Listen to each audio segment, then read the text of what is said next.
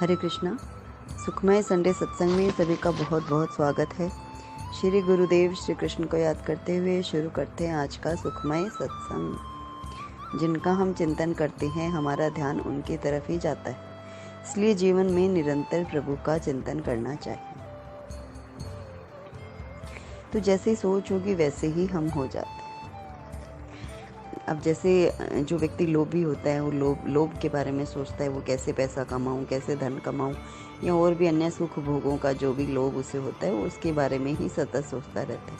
कामी पुरुष सदैव स्त्री के बारे में सोचेगा, ईर्ष्यावान जिससे ईर्ष्या होगी उसके बारे में सोचेगा, असत्य बोलने वाला हमेशा अपनी बात को झूठी बात को सत्य प्रूफ करने में लगा रहता है। तो इस तरह जो अवगुण हैं वे हमें कभी आगे बढ़ने नहीं देते, क्योंकि उन अवगुणों का चिंतन करते करते हम उन अवगुणों से इतने ग्रस्त हो जाते हैं कि वो जैसे लाइलाज बीमारी हो जाती है जो कभी ठीक ही नहीं होती। एक बार राजा भोज के दरबार में एक सवाल उठा कि ऐसा कौन सा कुआं है जिसमें गिरने से आदमी बाहर नहीं निकल पाता। इस प्रश्न का उत्तर किसी के पास नहीं था। आखिर में राजा भोज ने पंडित जी से कहा, इस प्रश्न का उत्तर 7 दिन में लेके आओ, वरना आपको अभी तक जो इनाम आदि दिया है वो वापस ले लिया जाएगा और इस नगरी को छोड़कर दूसरी जगह जाना पड़ेगा। 6 दिन बीत चुके। राज पंडित को कोई जवाब नहीं मिला। निराश होकर वह जंगल की तरफ गया। वहाँ उसकी भेंट गडरिये से हुई। गडरिये ने पूछा, आप तो राज पंडित है, राजा के दुलारे हो, फिर आपके चेहरे पे उदासी क्यों? तो यह गडरिया मेरा क्या मार्गदर्शन करेगा, सोचकर पंडित ने कुछ नहीं कहा। इस पर गडरी ने पुनः उदासी का कारण पूछते हुए कहा, पंडित जी हम भी सत्संगी हैं, हो सकता है आपके प्रश्न का उत्तर मेरे पास हो, आप निसंकोच कहिए। राज पंडित ने प्रश्न बता दिया और कहा कि अगर कल तक प्रश्न का जवाब नहीं मिला तो राजा नगर से निकाल देगा। तो गडरिया बोला, मेरे पास पारस है, उसमें खूब सोना बनाओ। एक भोज तो क्या, लाखों भोज तेरे पीछे घूमेंगे, बस पारस देने से पहले मेरी एक शर्त पूरी करनी पड़ेगी, तुझे मेरा चेला बनना पड़ेगा। राज पंडित के अंदर पहले ही अहंकार था। 2 कौड़ी के गडरिये का चेला मैं बनूं, ये सोचकर उसे बहुत गुस्सा आया, लेकिन स्वार्थ पूर्ति हेतु चेला बनने के लिए तैयार हो गया। गडरिया बोला, पहले भेड़ का दूध पियो फिर चेले बनो। राज पंडित ने कहा, यदि ब्राह्मण भेड़ का दूध पिएगा तो उसकी बुद्धि मारी जाएगी, मैं दूध नहीं पीऊँगा। तो गडरिया फिर बोला, तो ठीक है जाओ, मैं पारस नहीं देता। राज पंडित बोला, ठीक है मैं दूध पीने को तैयार हूँ, अब आगे क्या करना है? गडरिया बोला, अब तो पहले मैं दूध को जूठा करूँगा फिर तुम्हें पीना पड़ेगा। राज पंडित को और ज़्यादा क्रोधित हो गया, बोले, तुम तो यार हद करते हो, ब्राह्मण को जूठा दूध पिलाओगे? तो गडरिया बोला, तो ठीक है चले जाओ। राज पंडित बोला, मैं तैयार हूँ, जूठा दूध पी लूँगा। गडरिया बोला,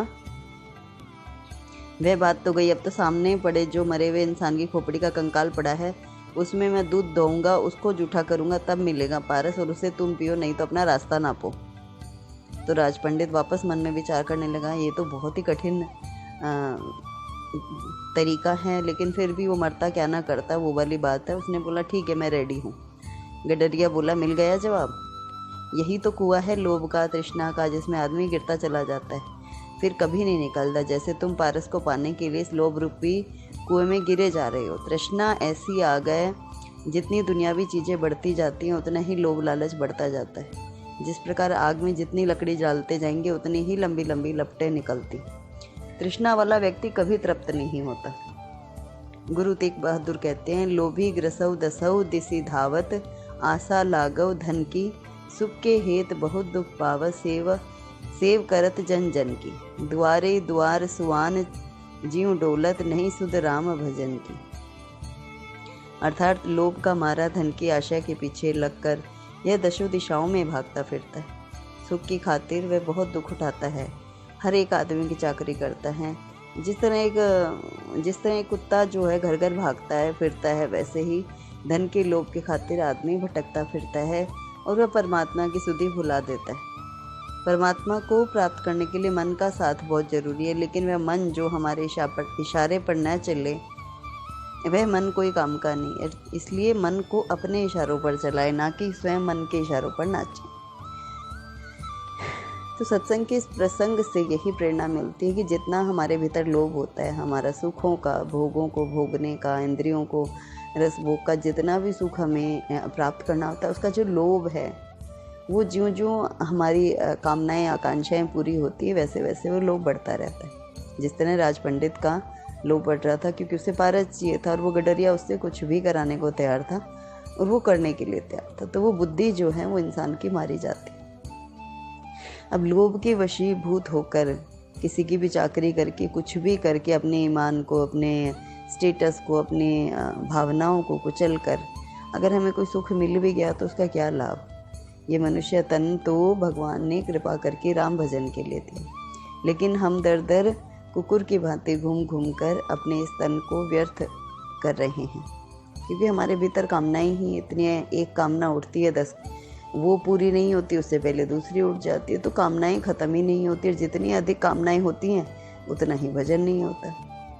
इसलिए सत्संग कहता है कि अमन को वश में रखो और संतोष रखो, जो है जितना है पर्याप्त है। कई बार मैसेज भी आता है कि हम तो तेरे इस इतने कृपा के काबिल भी नहीं थे, आपने हमें कृपा करके इतना कुछ दिया, उसके लिए बहुत बहुत धन्यवाद। तो हम अहोभाव से तो भरते ही नहीं कि प्रभु ने हमें ये तन दिया, 2 आँखें दी जिससे हम संसार देख रहे हैं। अब किसी हम अंधे व्यक्ति को देखें, उसे क्या पता संसार में कितने रंग हैं, कैसे लोग हैं, क्या है क्या नहीं। कोई बहरा है, कोई हाथ नहीं है, किसी के पैर नहीं है। तो जो बिना जैसे बॉडी का कोई भी अभाव उसके साथ है, तो फिर उसको कैसी फीलिंग होती है, वो कैसे रहता है, ये हमें नहीं पता होता है। क्योंकि भगवान ने हमें सब कुछ दिया है। ये सबसे पहले तन दिया है, श्वासें दी, अच्छा कुल दिया, अच्छा परिवार दिया, अच्छा घर बार दिया, सब कुछ अच्छे से अच्छा दिया। और अप्स एंड डाउन्स तो सभी के जीवन में होते हैं, उतार चढ़ाव तो सबके जीवन में होते हैं, लेकिन सतत भजन की प्रवृत्ति हमें संतुष्ट करे रखती है, मन को भटकने से रोकती है। जब तक मन भटक रहा है, जब तक असंतोष की अवस्था है, तब तक संसारी भागते ही रहते हैं, दौड़ते ही रहते हैं, इधर उधर भटकते ही रहते हैं। उन्हें कभी ठहराव नहीं मिलता, और ठहराव मिलता है प्रभु के भजनों में, उनके चरणों में। जब ये मन प्रभु के भजन में रमने लग जाए, आनंद लेने लग जाए, तो फिर इसको ठोर मिल जाती है। जिस तरह एक धूप में चलते हुए पथिक को जब पेड़ की छांव मिलती है तो वो कितना सुकून अनुभव करता है। बस वही सुकून हमें सत्संग में मिलता है कि हम संसार में भागते दौड़ते घूमते फिरते सुखों के पीछे, कामनाओं के पीछे भागते भागते थक गए हैं। अब एक बैठने की चाह हो रही है, और वो विश्राम, वो चाह कैसे पूरी हो, वो होती है गुरु की शरण में। जो ही गुरु मिलता है हम बस निढाल हो जाते हैं, अपने आप को समर्पित कर देते हैं, पसर जाते हैं उनके चरणों में कि प्रभु बस अब आप संभालो, मैं थक गया, मेरे बस की नहीं है। अब जैसे घर में भोजन बनाने के लिए बच्चों को बोल दिया जाए, बच्चे करते रहेंगे, मम्मी कहीं बाहर गई है, और जैसे ही माँ आती है बच्चे कहेंगे मम्मी अपना आप संभालो, हमारे बस का नहीं, हम थक चुके। बस वैसी ही हालत हमारी मनुष्यों की हुई रहती है। जैसे ही गुरु आते हम उनको अपने आप को दे देते कि आप जानो, आपका काम जाने, हम जैसे भी हैं आपके। कई जन्मों से बुला रही हूँ, कोई तो रिश्ता ज़रूर होगा, नज़रों से नज़रें मिला ना पाए, मेरी नज़र का कसूर होगा। तो इतने जन्मों की पुकार है, इतने जन्मों की प्यास है, लेकिन अगर फिर भी गुरु मिलने पर भी नज़र से नज़र नहीं मिल रही, शरणागति नहीं हो रही, प्रभु से प्रेम नहीं हो रहा, तो कहीं ना कहीं कोई ना कोई कमी है। कसूर तो हमारा ही है। गुरु तो सामर्थ्यवान है, वो तो देने के लिए तैयार है, लेकिन हम ले नहीं पा रहे, हमारी पात्रता में कमी है। इसलिए भजन कर, नाम जप कर अपनी पात्रता को बढ़ाएं, उनके योग्य बनाएं, और हरे कृष्ण कृष्ण कृष्ण हरे हरे, हरे राम राम राम हरे हरे महामंत्र को जपते रहें। जय श्री कृष्ण।